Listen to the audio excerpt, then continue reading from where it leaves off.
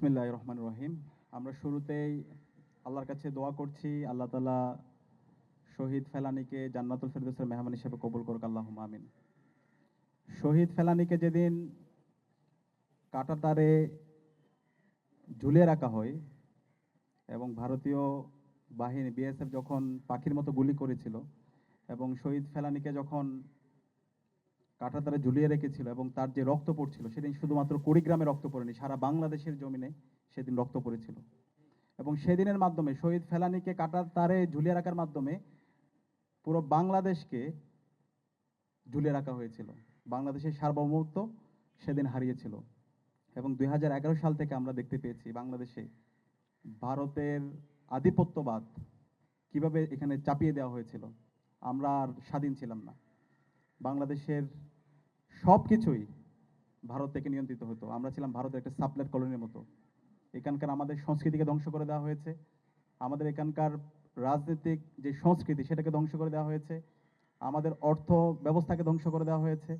আমাদের শিক্ষা ব্যবস্থাকে ধ্বংস করে দেওয়া হয়েছে। বাংলাদেশ আর বাংলাদেশের মধ্যে ছিল না। বাংলাদেশে যে ফ্যাসিস্ট হাসিনা ছিল, সে ছিল একটা পুতুল এবং ভারত থেকেই সবকিছু এখানে পরিচালিত হতো। আমাদের সকল প্রতিষ্ঠানগুলোকে একদম ভেঙে চুরমার করে দেওয়া হয়েছিল। বিশ্ববিদ্যালয়ের প্রতিটি হল এক একটা কনসেন্ট্রেশন ক্যাম্প তৈরি হয়েছিল এবং এই কনসেন্ট্রেশন ক্যাম্পগুলো সে দিল্লি থেকেই পরিচালিত হতো। তো গত 16 বছরে যে আজাদির লড়াই, যে সংগ্রাম, সেই সংগ্রামের আমাদের শহীদ ফেলানী ছিল আমাদের একটা অনুপ্রেরণার বাতিঘর। শহীদ ফেলানীর আজকে গর্বিত বাবা এবং মা আছে। তারা গত 16 বছর জুড়ে ফেলানীর বিচারের দাবিতে এবং আধিপত্যবাদের বিরুদ্ধে, আগ্রাসনের বিরুদ্ধে তারা প্রতিবাদ প্রতিরোধ জারি রেখেছেন। তারা চাইলে এই ভারতীয় আধিপত্যবাদ এবং এই ফেসিস্টদের সাথে বিভিন্নভাবে তারা নেগোশিয়েট করতে পারতেন, বিভিন্ন প্রস্তাব ছিল। কিন্তু শহীদ ফেলানীর গর্বিত বাবা মা এবং শহীদ ফেলানীর যেই জেনারেশন, তারা প্রতিবাদ প্রতিরোধ জারি রেখেছে। আজকে যে জুলাই বিপ্লব হয়েছে, এই জুলাই বিপ্লবের লিগাসি কিন্তু শহীদ ফেলানীদের হাত ধরে তৈরি।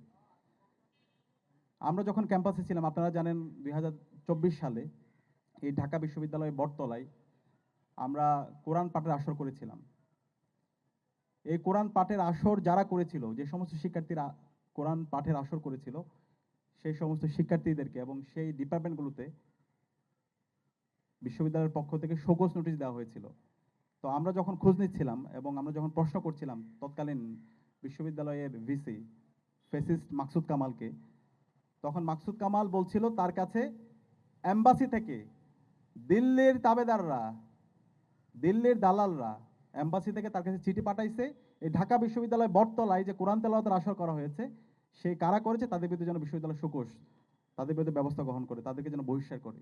তাহলে চিন্তা করেন, আজকে আমাদের এই বাংলাদেশ, যে বাংলাদেশ আমাদের এই অঞ্চলের মাটিও মানুষের যে সংস্কৃতি, সেই সংস্কৃতি যারা পালন করছে এবং যেখানে 90% অধিক মানুষ হচ্ছে মুসলমান, তারা কোরআন পাঠের একটা আসর করছে, সেই আসর দিল্লির তাবেদাররা সহ্য করতে পারছে না। তারা এখানে চিঠি দিয়ে সেটা বন্ধ করার জন্য শিক্ষার্থীদেরকে বিভিন্ন ধরনের হুমকি ধুমকি দিয়েছিল। এবং এই পুরো ফেসিবাদ জুড়ে বাংলাদেশের এই সকল গণহত্যা, শিশু হত্যা এবং বাংলাদেশের প্রতিটি জায়গায় যে মানবাধিকার লঙ্ঘন হয়েছে, এই সকল কিছুর সাথে এই ভারতীয় আধিপত্যবাদ জড়িত আছে। এবং ভারতীয় আধিপত্যবাদের বাংলাদেশে যারা দূষর, খুনি হাসিনা, নিষিদ্ধ ছাত্রলীগ, যুবলীগ এবং কালচারাল ফেসিস্ট চক্র, যারা এই ভারতীয় আধিপত্যবাদকে এখানে লেজিটিমাইজ করার চেষ্টা করেছে, এটাকে বৈধতা দেওয়ার চেষ্টা করেছে, তারা এটার সাথে জড়িত আছে। এবং এই জুলাই বিপ্লবে কিন্তু আমাদের স্লোগান, কমন কয়েকটা স্লোগান ছিল। সেই স্লোগানের মধ্যে অন্যতম একটা স্লোগান হচ্ছে দিল্লি না ঢাকা, ঢাকা ঢাকা, গোলামি না আজাদি, আজাদি আজাদি, ভারত না বাংলাদেশ, বাংলাদেশ বাংলাদেশ। তো এই যে আজাদির লড়াই, সেই লড়াই আমরা আমাদের এই জুলাই বিপ্লবের মাধ্যমে আমরা একদম পূর্ণাঙ্গ আমাদের লড়াইটা আমরা শুরু করেছি। এবং এই জুলাই বিপ্লবের মাধ্যমে আমাদের শহীদদের আত্মত্যাগের মাধ্যমে আজকে আমরা ফেসিবাদ মুক্ত নতুন বাংলাদেশ পেয়েছি। এবং এই নতুন বাংলাদেশে আজকে আমরা ভারতীয় আধিপত্যবাদ থেকে মুক্ত পেয়েছি। তাদের যত মেকানিজম ছিল গত 16 বছরে, তারা যত মেকানিজম করেছে, সকল মেকানিজমগুলো ভেঙে চুরমার হয়ে গেছে। এখন আমাদের দায়িত্ব হচ্ছে এই ভারতীয় আধিপত্যবাদের সাথে যারা জড়িত ছিল, যারা দূষররা ছিল, গত 16 বছরে ফেলানি থেকে শুরু করে সীমান্তে যত হত্যাকাণ্ড হয়েছে, আমরা একটা রিপোর্টে দেখতে পেয়েছি গত 16 বছর প্রায় 588 জনের অধিক নাগরিককে হত্যা করা হয়েছে। এই সকল হত্যাকাণ্ডের বিচার এখন স্বাধীন বাংলাদেশে করতে হবে এবং সে জায়গায় আমরা ঢাকা বিশ্ববিদ্যালয় কেন্দ্রের ছাত্র সংসদ ডাকসু দেশের মুক্তিকামী ছাত্র জনতাকে নিয়ে এই সীমান্তে সকল হত্যাকাণ্ডের বিচারের দাবিতে আমরা আমাদের লড়াই সংগ্রাম জারি রাখবো ইনশাআল্লাহ। আমাদের এই নতুন বাংলাদেশে এখন ভারতের সাথে আমাদের প্রভুসুলভ সম্পর্ক চলবে না, আমাদের সম্পর্ক হবে ন্যায্যতার ভিত্তিতে, ইনসাফের ভিত্তিতে। এই ভারত যদি আর কোনো হত্যাকাণ্ড এই বাংলাদেশে করে, সীমান্তে যদি ফেলানির মতো আর কোনো হত্যাকাণ্ড হয়, আমরা আর ছাড় দিব না। বাংলাদেশের 18 কোটি জনতাকে সাথে নিয়ে আমরা আমাদের প্রতিবাদ প্রতিরোধ জারি রাখবো ইনশাআল্লাহ। এবং আমরা ইতিমধ্যে দেখতে পেয়েছি ভারতের উগ্র হিন্দুত্ববাদীরা আমাদের মুস্তাফিজকে তার বিরুদ্ধে মব তৈরি করে মুস্তাফিজকে তারা খেলতে দেয়নি। আমরা অবস্থান আমাদের পরিষ্কার, ভারতের আমাদের ওখানে কি খেলার দরকার নেই। আমরা যারা এই ধরনের মব ক্রিয়েট করে, যারা এই ধরনের আধিপত্যবাদ কায়েম করতে চায়, তাদের বিরুদ্ধে আমাদের লড়াই জারি থাকবে। বাংলাদেশ ক্রিকেট বোর্ড যে সিদ্ধান্ত নিয়েছে সেই সিদ্ধান্তকে আমরা সাধুবাদ জানাই। এই ধরনের যারা আধিপত্যবাদ কায়েম করতে চায় তাদের সাথে আমাদের কোনো সম্পর্ক হবে না, আমাদের এই সম্পর্ক হবে ইনসাফের ভিত্তিতে। আমরা দেখতে পেয়েছি গত 54 বছর আমাদের উত্তরবঙ্গ সবচেয়ে বেশি অবহেলিত অবস্থায় আছে। এই উত্তরবঙ্গের আমাদের যে পানির হিস্সা সেটা আমরা পাইনি। উত্তরবঙ্গের পুরো রাজনীতি কন্ট্রোল করেছে ভারতীয় আধিপত্যবাদীরাই। এই স্বাধীন বাংলাদেশে এই উত্তরবঙ্গের রাজনীতি নির্ধারণ হবে বাংলাদেশ থেকে, ঢাকা থেকে। সুতরাং এই ভারতীয় যারা দালাল আছে, যারা দোসর আছে, তাদের এই ঠিকানা এই নতুন বাংলাদেশে হবে না।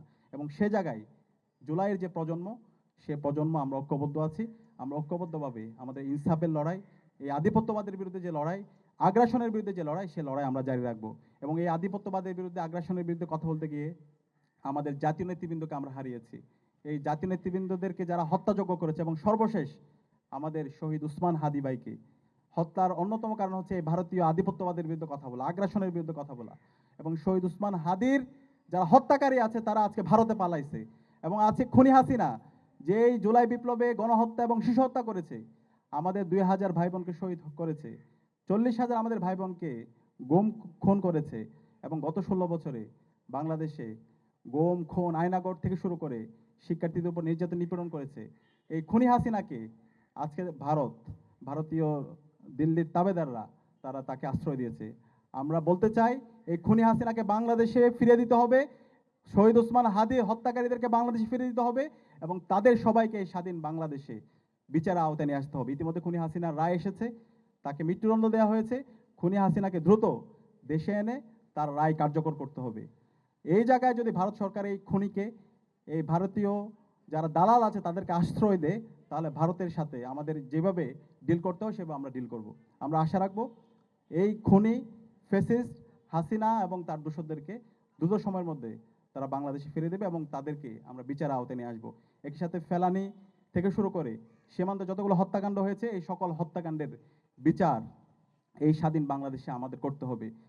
আমাদের এই জুলাই বিপ্লব পরবর্তী আমাদের এখন ঐতিহাসিক একটি দায়িত্ব আমাদের আছে। আমরা এই জুলাই বিপ্লবের মাধ্যমে রাজনৈতিকভাবে ফেসিবাদকে হটিয়েছি, কিন্তু কালচারালি আমরা এখন পর্যন্ত এই ফেসিবাদকে আমরা পরাজিত করতে পারিনি। আজকে আমরা দেখতে পাচ্ছি মুজিববাদী শক্তি, সফট আওয়ামী লীগার, কালচারাল ফেসিস চক্র, তারা বিভিন্নভাবে এই হাসিনা এবং তার দোসরদেরকে রিলিভেন্ট করার চেষ্টা করছে। তারা এই গণহত্যা এবং শিশু হত্যাকারীদের প্রতি সিম্পিতি তৈরি করার চেষ্টা করছে। তাদের বিরুদ্ধে আমাদের অবস্থান পরিষ্কার করতে হবে, আমাদের প্রতিবাদ প্রতিরোধ জারি রাখতে হবে। আমরা মিডিয়ায় দেখতে পাচ্ছি বিভিন্নভাবে খুনি হাসিনা এবং তার দোষীদের পক্ষ অবস্থান করার বিভিন্ন ধরনের অপপ্রয়াস আমরা দেখতে পাচ্ছি। তো সেই কারণে আমাদেরকে কালচারালি এই আধিপত্যবাদের বিরুদ্ধে, আগ্রাসনের বিরুদ্ধে আমাদের লড়াই জারি রাখতে হবে। সে জায়গায় শহীদ ফেলানি থেকে শুরু করে সকল সীমান্তে যারা শহীদ আছে তাদের যে লড়াই, আজাদির তাদের যে লড়াই, সেই লড়াইগুলো আমাদের গানের মাধ্যমে, কবিতার মাধ্যমে, নাটকের মাধ্যমে আমাদের ফুটিয়ে তুলতে হবে। জুলাইয়ের আমাদের যারা শহীদরা আছে তাদের যে সংগ্রাম, লড়াই, সেগুলো আমাদের কালচারালি আমাদেরকে রিলিভেন্ট করতে হবে। তো এই সাংস্কৃতিকভাবে যদি আমরা একটা বিপ্লব করতে পারি, তাহলে আমাদের এই বিপ্লবটা অনেক বেশি সাস্টেন হবে। তো এই জুলাইকে একটা পরিপূর্ণ বিপ্লবের রূপ দেওয়ার জন্য আমাদের আরেকটা সাংস্কৃতিক বিপ্লব দরকার। তো আমরা সেই জায়গায় আশা রাখছি ঢাকা বিশ্ববিদ্যালয় সহ বাংলাদেশের সকল বিশ্ববিদ্যালয় এবং বিভিন্ন পর্যায়ে আমরা যারা শিক্ষার্থীরা আছি, নাগরিকরা আছি, যারা বুদ্ধিজীবীরা আছে, তারা সবাই এই জুলাইকে ধারণ করে আধিপত্যবাদের বিরুদ্ধে, আগ্রাসনের বিরুদ্ধে এবং ইনসাফের পক্ষে আমরা আমাদের লড়াই সংগ্রাম জারি রাখবো এবং আশা করছি ইনসাফে বিজয় হবে। এবং শহীদ ফেলানি থেকে শুরু করে আধিপত্যবাদের বিরুদ্ধে, আগ্রাসনের বিরুদ্ধে কথা বলতে গিয়ে যারা শহীদ হয়েছে তাদের রেখে যাওয়া যে আমানত, সে আমানত আমরা যথাযথভাবে আমরা বাস্তবায়ন করতে পারবো এবং এই বাংলাদেশে আমরা ইনসাফ কায়েম করতে পারবো। সবাইকে আজকের আয়োজনে উপস্থিত হওয়ার জন্য সবাইকে ধন্যবাদ জানিয়ে আমি আমার কথা এখানে শেষ করছি।